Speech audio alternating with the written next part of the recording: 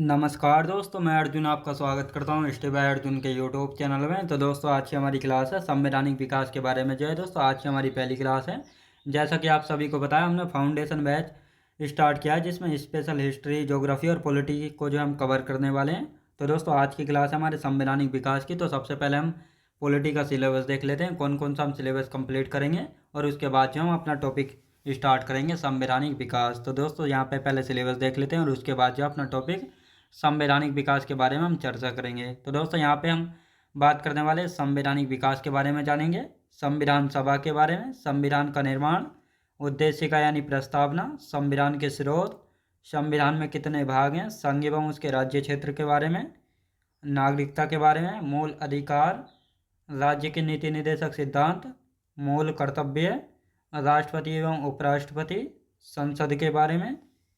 साथ ही दोस्तों, यहाँ पे हम बात करते हैं सुप्रीम कोर्ट एवं हाई कोर्ट के जज, नियंत्रक एवं महालेखा परीक्षक, महान्यायवादी, राज्यपाल, राज्य विधानमंडल एवं राज्य महाधिवक्ता, स्थानीय स्वशासन, निर्वाचन आयोग, राजभाषा, केंद्र व राज्यों के बीच मध्य संबंध, संघ लोक सेवा आयोग, वित्त आयोग, आपात उपबंध और राष्ट्रीय मानवाधिकार आयोग। तो इन सभी के बारे में जो हम पढ़ने वाले हैं फाउंडेशन बैच में पॉलिटी का सिलेबस। तो यहाँ पे आप हेडिंग डाल लेते हैं दोस्तों। सबसे पहले हम बात करने वाले हैं संवैधानिक विकास के बारे में। तो दोस्तों, लिखेंगे यहाँ पे, हेडिंग डालेंगे संवैधानिक विकास। संवैधानिक विकास। संवैधानिक विकास की यदि बात करते हैं तो दोस्तों, संवैधानिक विकास की जो आज की हमारी पहली क्लास होती है, और इसमें हम जानने वाले हैं भारत का संवैधानिक विकास यानी कॉन्स्टिट्यूशनल डेवलपमेंट ऑफ इंडिया। अब सबसे पहले हम जानेंगे दोस्तों, संविधान यानी कॉन्स्टिट्यूशन होता क्या है। तो दोस्तों, किसी भी देश को चलाने के लिए नियम एवं कानूनों की एक पुस्तक चाहिए होती है। तो संविधान जो है एक नियम एवं कानूनों का संग्रह है, जिसमें किसी भी देश को चलाने के लिए नियम व कानून जो है लिखे गए हैं। और साथ ही दोस्तों, संवैधानिक विकास की यदि बात की जाए तो इसको हम दो भागों में बांट कर पढ़ते हैं। पहला भाग है ब्रिटिश ईस्ट इंडिया कंपनी के अंतर्गत, जो कि 1773 से लेकर 1853 तक जो है रहा था। और दूसरा भाग है ब्रिटिश ताज के अंतर्गत, यानी 1858 से लेकर 1947 तक। इन दो भागों में हम बांट कर पढ़ेंगे संवैधानिक विकास को। तो दोस्तों, आप यहाँ पे पहले लिख लेते हैं, फिर आगे की चर्चा करेंगे, एक एक भाग करके इनको हम पढ़ेंगे। तो दोस्तों, यहाँ पे हम बात करते हैं सबसे पहले संविधान की यदि बात करते हैं तो संविधान क्या है? नियम एवं कानूनों का संग्रह। नियम एवं कानूनों का संग्रह। कानूनों का संग्रह है, याद रखें दोस्तों, नियम एवं कानूनों का संग्रह है। क्या है? संविधान जो है नियम एवं कानूनों का संग्रह। तो ये आपको याद रखना है। अब दोस्तों, यहाँ पे हम बात करने वाले हैं संवैधानिक विकास के। संवैधानिक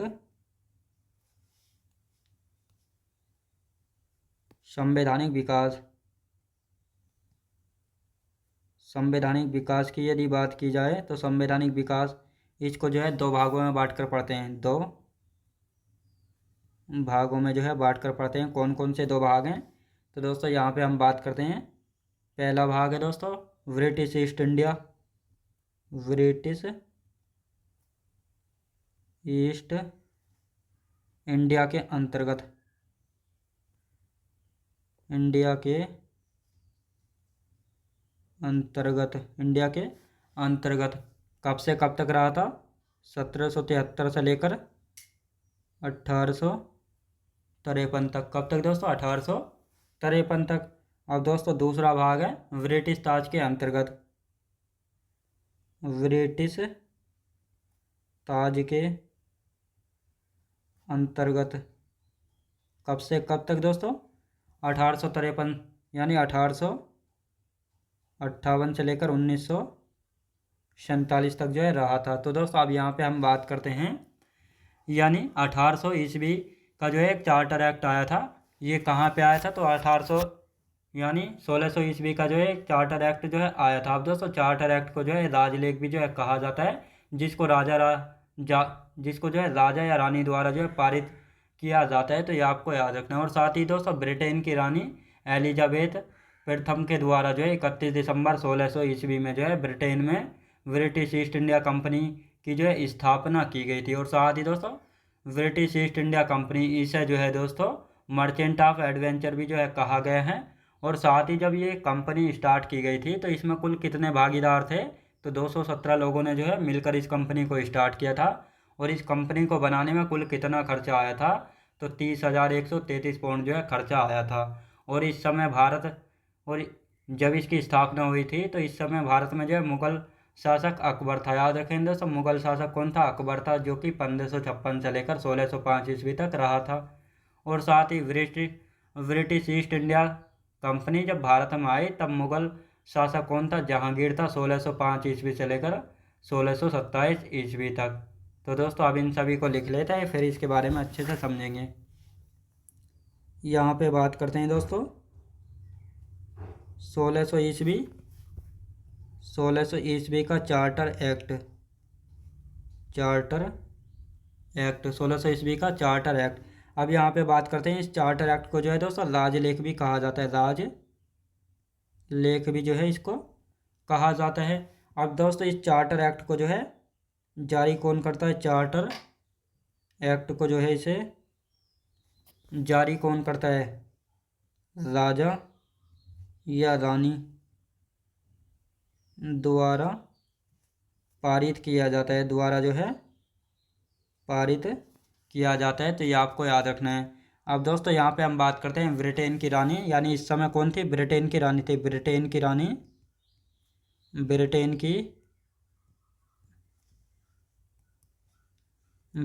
की रानी एलिजाबेथ प्रथम ने,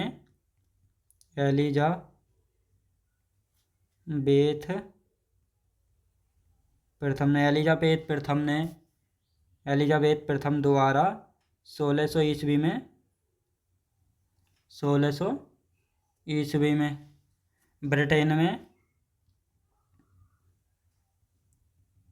1600 ईस्वी में जो है ब्रिटेन में British east India company, British east India company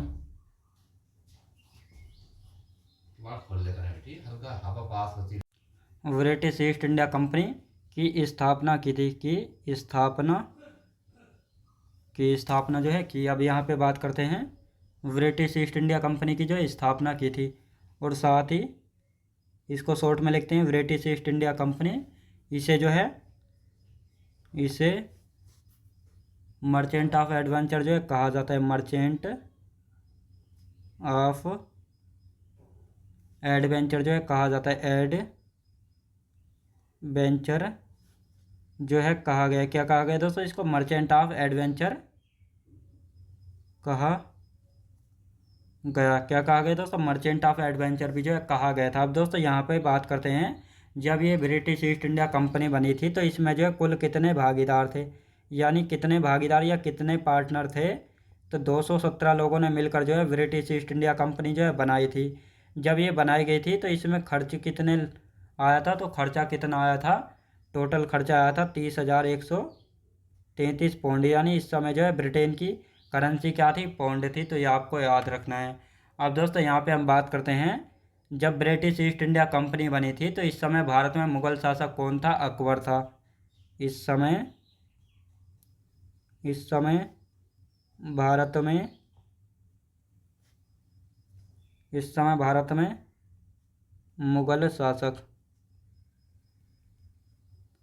Mughal शासक कौन था, अकबर था। कौन था दोस्तों,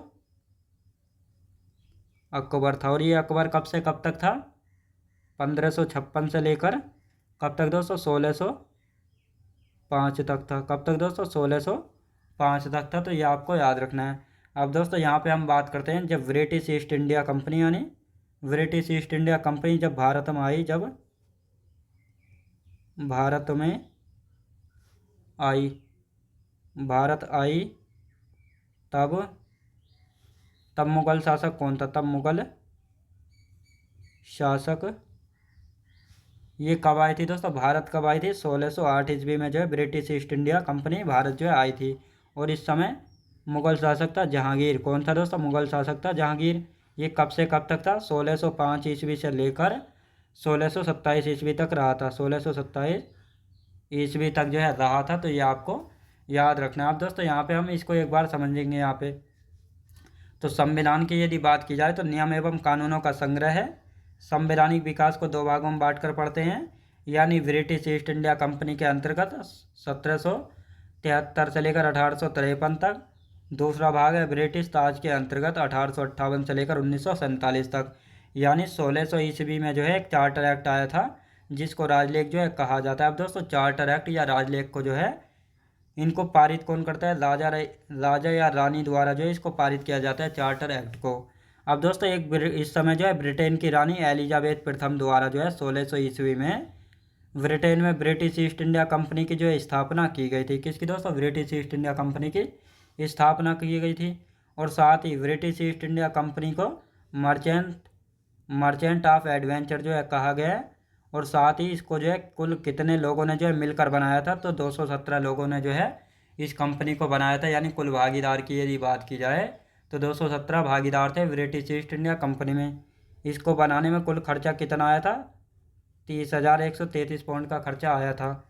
और इस समय जब ये ब्रिटिश ईस्ट इंडिया कंपनी जो है बनी थी, तो इस समय भारत में मुगल शासक कौन था? अकबर था, जो कि 1556 ईस्वी से 1605 ईस्वी तक रहा था। और ब्रिटिश ईस्ट इंडिया कंपनी की जब बात की जाए तो ये भारत कब आई थी? 1608 में आई थी। और इस समय मुगल शासक कौन था? जहांगीर था, जो कि 1605 से लेकर 1627 ईस्वी तक जो है रहा था। तो ये आपको याद रखना है। अब दोस्तों यहाँ पे हम बात करते हैं 1600 ईस्वी के चार्टर एक्ट के बारे में। तो 1600 ईस्वी के चार्टर एक्ट के द्वारा रानी एलिजाबेथ प्रथम ने कंपनी को पूर्वी देशों में 15 वर्षों तक व्यापार का एक अधिकार जो है दिया था। और साथ ही कंपनी का शासन या नियंत्रण करने के लिए जो एक गवर्नर एवं उसकी परिषद जो है बनाई गई थी, जिसमें एक गवर्नर था, एक उप गवर्नर और 24 अन्य सदस्य थे। और साथ ही दोस्तों इस गवर्नर एवं उसकी परिषद की जो है बाद में नाम चेंज करके निदेशक मंडल जो है कर दिया गया था। और इसमें जो सदस्य थे उनका कार्यकाल 1 वर्ष जो है कर दिया गया था। तो दोस्तों इनको जो है यहाँ पे लिख लेते हैं अब। तो यहाँ पे हम बात करते हैं 1600 ईस्वी का चार्टर एक्ट। 1600 ईस्वी के चार्टर एक्ट के द्वारा के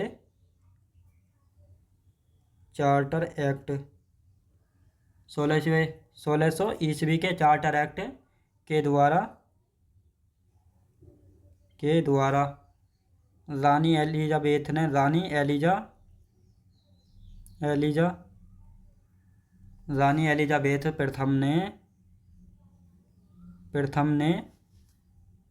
प्रथम ने ब्रिटिश ईस्ट इंडिया कंपनी को VIC, यानी VIC का मतलब है ब्रिटिश ईस्ट इंडिया कंपनी को पूर्वी देशों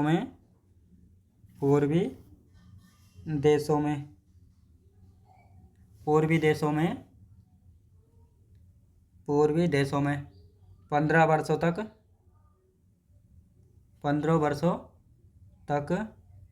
व्यापार करने का एक अधिकार दिया था। एक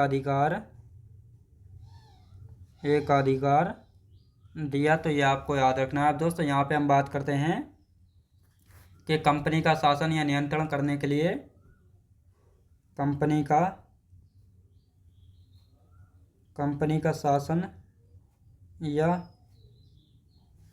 का शासन या नियंत्रण करने के लिए एक दोस्तों गवर्नर एवं उसकी परिषद जो है बनाई गई थी। गवर्नर एवं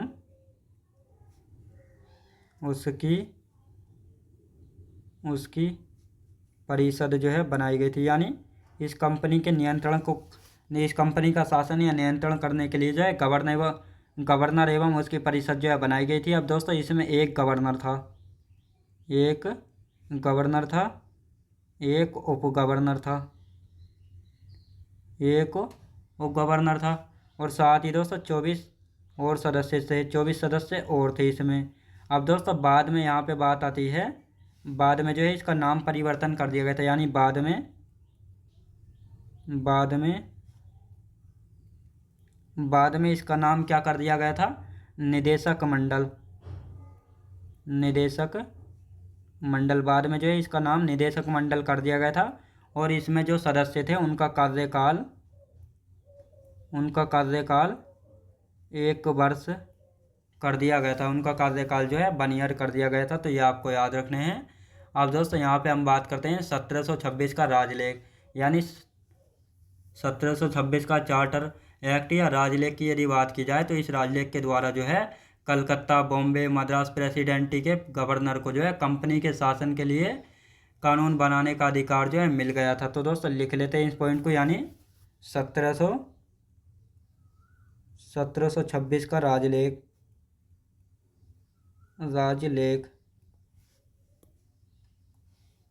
1726 के राजलेख की यदि बात की जाए तो इस राजलेख के द्वारा जो है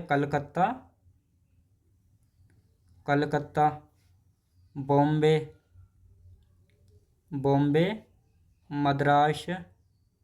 मद्रास प्रेसिडेंसी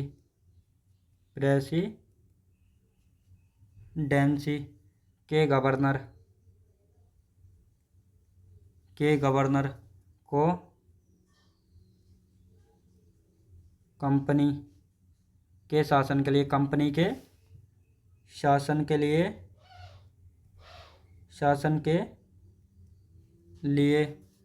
कंपनी के शासन के लिए कानून बनाने का अधिकार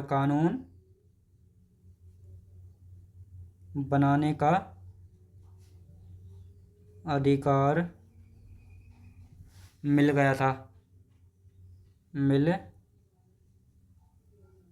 था। तो ये आपको याद रखना है। अब दोस्तों यहाँ पे आते हैं 1773 का चार्टर एक्ट के बारे में। तो लिखेंगे 1773 का रेगुलेटिंग एक्ट।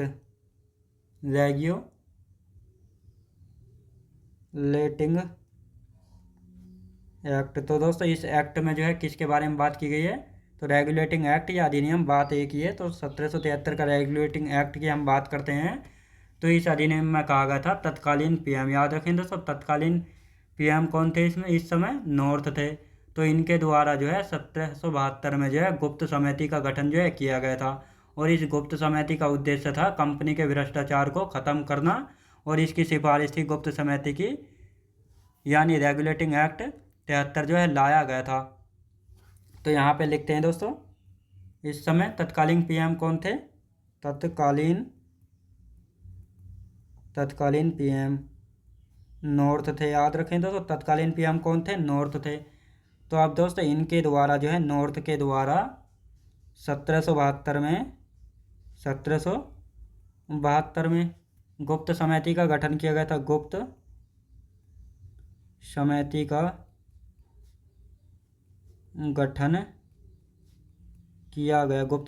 गठन किया गया था। अब दोस्तों यहाँ पे बात आती है गुप्त समिति की यदि बात की जाए तो इसका उद्देश्य क्या था। तो इसके उद्देश्य की यदि बात की जाए तो कंपनी में भ्रष्टाचार को ख़त्म करना था। कंपनी में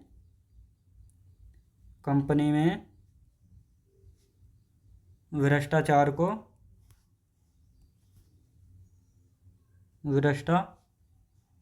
ख़त्म करना, भ्रष्टाचार को ख़त्म करना था, भ्रष्टाचार को जो है ख़त्म करना था। तो ये आपको याद रखना है। अब दोस्तों गुप्त किसकी सिफारिश पर जो है, यानी गुप्त समिति की सिफारिश पर जो है रेगुलेटिंग एक्ट 1773 जो है लाया गया था। रेगुलेटिंग एक्ट 1773 लाया गया था। तो ये आपको याद रखना है। अब दोस्तों रेगुलेटिंग एक्ट की यदि बात की जाए तो रेगुलेटिंग एक्ट इसमें कहा गया था, यानी बंगाल के गवर्नर को जो है बंगाल का गवर्नर जनरल बनाया जाए। और साथ ही दोस्तों बंगाल का अंतिम गवर्नर कौन था, तो वारेन हेस्टिंग था। और साथ ही बंगाल का प्रथम गवर्नर जनरल कौन था, तो वारेन हेस्टिंग था। और साथ ही इसके द्वारा जो है बॉम्बे एवं मद्रास के गवर्नर जनरल को जो है गवर्नर जनरल के नियंत्रण में दिए गए थे। यानी बॉम्बे एवं मद्रास के गवर्नर गवर्नर जो है बंगाल के गवर्नर जनरल के नियंत्रण में जो है दिए गए थे। तो ये आपको याद रखना है। तो दोस्तों इनको और लिख लेते हैं। तो पहले दोस्तों इनका रिवीजन कर लेते हैं, फिर एक साथ इसको हम लिख लेंगे। तो यहाँ पे हम बात करते हैं 1600 ईस्वी के चार्टर एक्ट के द्वारा रानी एलिजाबेथ प्रथम ने जो है ब्रिटिश ईस्ट इंडिया कंपनी के पूर्वी देशों में जो है दोस्तों 15 वर्षों तक व्यापार करने का एक अधिकार जो है दिया था। और साथ ही कंपनी का शासन या नियंत्रण करने के लिए जो है गवर्नर एवं उसकी परिषद जो है बनाई गई थी। अब दोस्तों इसमें जो एक गवर्नर था, एक उप गवर्नर और 24 अन्य सदस्य थे। अब दोस्तों बाद में जो है गवर्नर एवं उसकी परिषद का नाम बाद में क्या कर दिया गया था, निदेशक मंडल जो है कर दिया गया था। और इसमें जो सदस्य थे उनका कार्यकाल जो है 1 वर्ष का जो है कर दिया गया था। तो ये आपको याद रखना है। अब दोस्तों यहाँ पे हम बात करते हैं 1726 का राजलेख आया था, जिसमें कहा गया था कलकत्ता, बॉम्बे, मद्रास प्रेसिडेंटी यानी प्रेसिडेंसी के गवर्नर को जो है कंपनी के शासन के लिए कानून बनाने का अधिकार जो है मिल गया था। यानी 1726 के राजलेख में कहा गया था कलकत्ता, बॉम्बे, मद्रास जो प्रेसिडेंटी हैं यानी जो ये प्रेसिडेंसी हैं, इनके गवर्नर को जो है कंपनी के शासन के लिए कानून बनाने का अधिकार मिल गया था। अब साथ ही दोस्तों 1773 का रेगुलेटिंग एक्ट की यदि बात की जाए तो इस समय तत्कालीन पीएम थे नॉर्थ। तो इनके द्वारा जो है 1772 में गुप्त समिति का गठन किया गया था। इस गुप्त समिति का उद्देश्य था कंपनी के यानी कंपनी में जो है ब्रिटिश ईस्ट इंडिया कंपनी में भ्रष्टाचार को ख़त्म करना था। और इस गुप्त समिति की सिफारिश पर जो है रेगुलेटिंग एक्ट 1773 जो है लाया गया था। तो ये आपको याद रखना है, कब लाया गया था, 1773 में जो है लाया गया था। अब दोस्तों यहाँ पे हम बात करते हैं इसके 1773 के रेगुलेटिंग एक्ट के तहत जो है कौन कौन से पॉइंट शामिल किए गए थे। तो यहाँ पे लिख लेते हैं इन पॉइंटों को, कौन कौन से ये पॉइंट जो है शामिल किए गए थे। 1773 के रेगुलेटिंग एक्ट द्वारा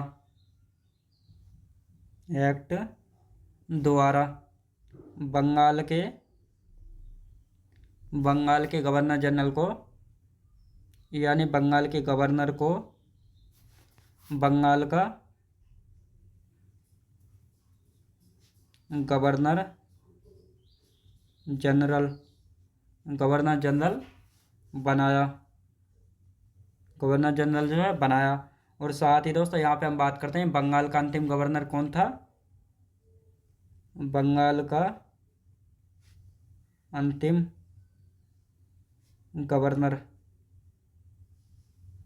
गवर्नर की यदि बात की जाए वारेन हेस्टिंग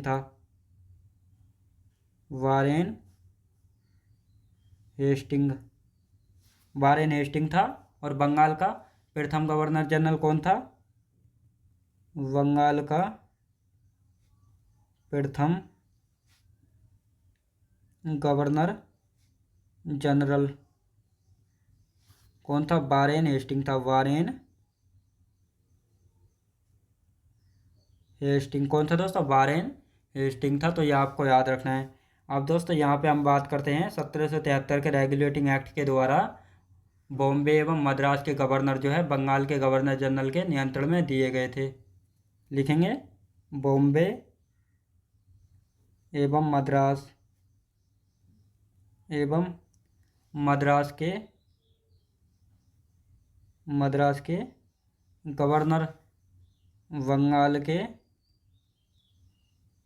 बंगाल के गवर्नर जनरल के